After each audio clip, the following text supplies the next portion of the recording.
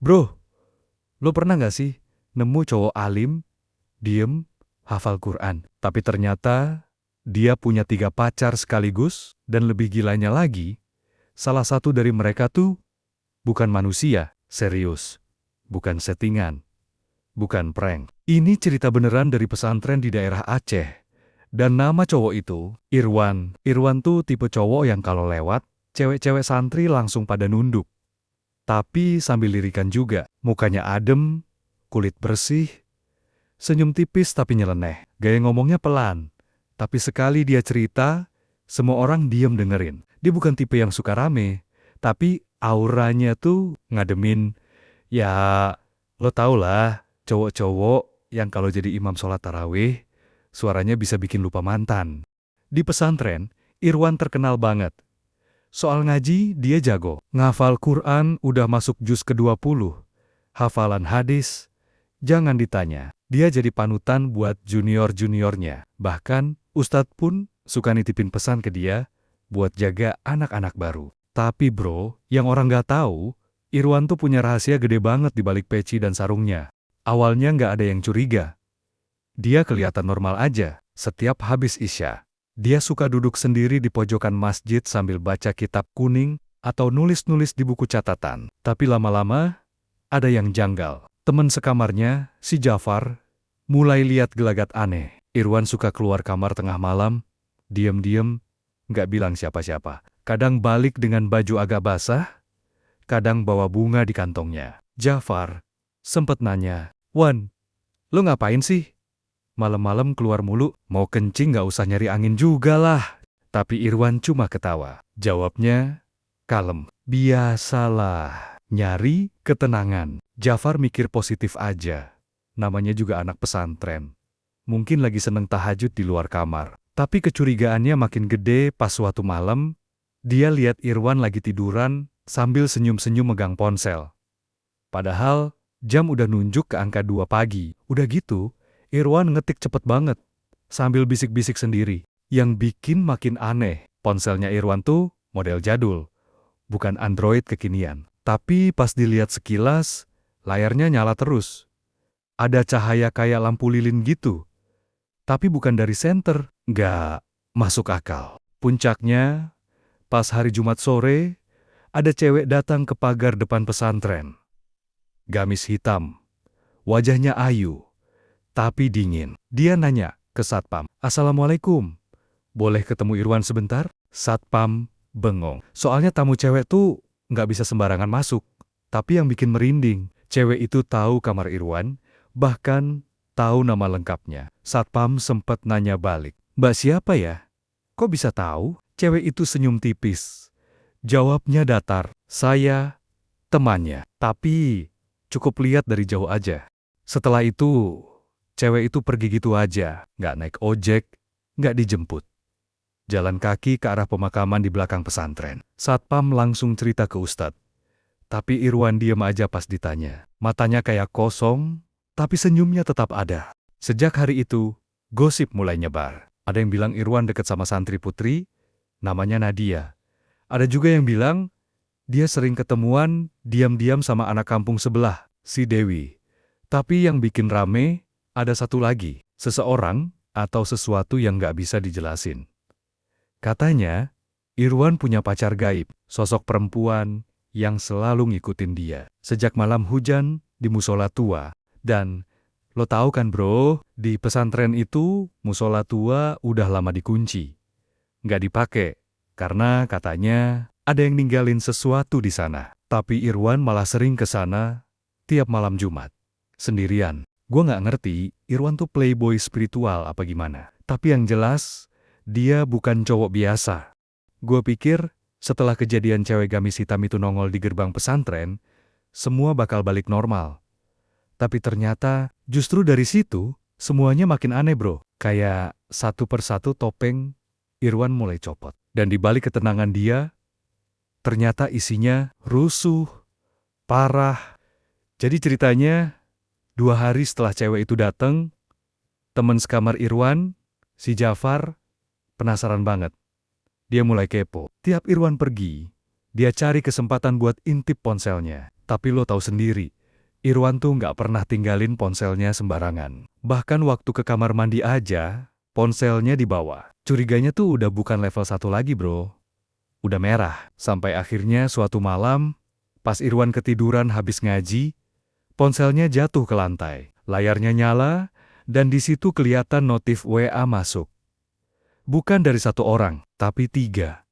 Tiga-tiganya cewek. Notif pertama, dari kontak nama, Bidadari Nadia. Isinya, "Mas, besok jangan lupa kita ngaji bareng ya." Notif kedua, "Cintaku Dewi, kapan main lagi ke rumah? Aku udah masakin ayam penyet loh." Dan notif ketiga, ini yang serem. Nama kontaknya, Mawar. Isinya nggak kayak chat biasa, tapi lebih kayak mantra atau puisi gelap gitu. "Langit sudah kupertemukan dengan tanah. Malam ini jangan abaikan aku, Irwan." Pas Jafar lihat itu, tangannya langsung gemeter.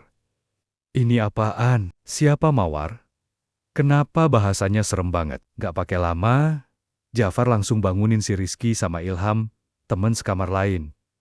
Mereka bertiga mulai bongkar isi ponselnya. Dan ternyata banyak chat dari si Mawar itu yang lebih gila lagi. Ada yang isinya cuma titik-titik doang, ada yang kirim foto kabur kayak di tengah kabut, dan ada satu voice note yang isinya bukan suara manusia, bro, tapi kayak desisan atau bisikan dari dalam sumur. Merinding banget. Nah, di hari yang sama, Irwan malah santai-santai aja. Pagi-pagi, dia masih sempat bercanda sama Ustadz. Siangnya bantu beresin perpustakaan. Malamnya, dia sempet-sempetnya nyanyi pelan sambil nyapu halaman belakang. Nyanyinya tuh lagu Aceh lama yang liriknya tentang perempuan yang nunggu suaminya pulang dari laut. Tapi dibawainnya tuh kayak bukan Irwan. Suaranya halus banget, tapi dingin. Kayak bukan suara dari tenggorokan. Ilham sampai bilang, "Bro, Irwan tuh udah kayak 2 orang. Siangnya jadi ustadz, malamnya kayak pemeran utama film horor." Dan lo tahu nggak, mulai hari itu, bau melati mulai kecium tiap malam di kamar mereka. Kadang pas jam 2 pagi, ada yang ketok jendela dari luar. Pas dicek, kosong. Tapi daun melati jatuh satu-satu ke lantai.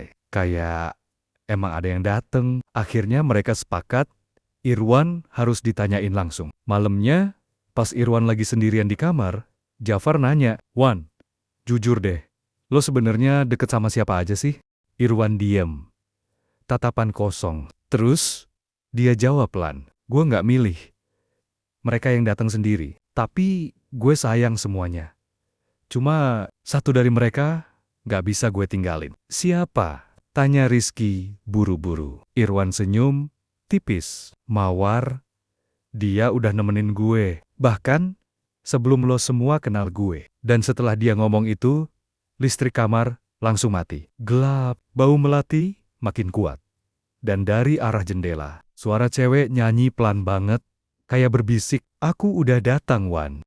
Setelah malam itu, suasana di kamar Irwan berubah total. Bukan cuma soal bau melati yang makin nyengat tiap malam, tapi juga sikap Irwan yang makin aneh. Dia jadi lebih banyak diem, sering bengong, kadang ngobrol sendiri sambil senyum kecil, kayak lagi video call sama pacarnya. Padahal ponselnya lagi dicas. Jafar, Rizky, sama Ilham udah nggak tahan. Mereka akhirnya sepakat, mereka mau ikutin Irwan, cari tahu langsung siapa sebenarnya si Mawar itu. Soalnya mereka juga udah mulai kebawa mimpi aneh. Mimpi ada cewek berkerudung putih, duduk di pojokan mushola tua, nyanyi lagu yang sama berulang-ulang, sambil nunduk. Dan tiap bangun tidur, bantal mereka basah. Bukan karena air liur, tapi kayak abis netesin air dari rambut basah. Jumat malam, jam 2 pagi, Irwan keluar dari kamar. Pelan-pelan, bawa bunga 7 rupa, air mawar,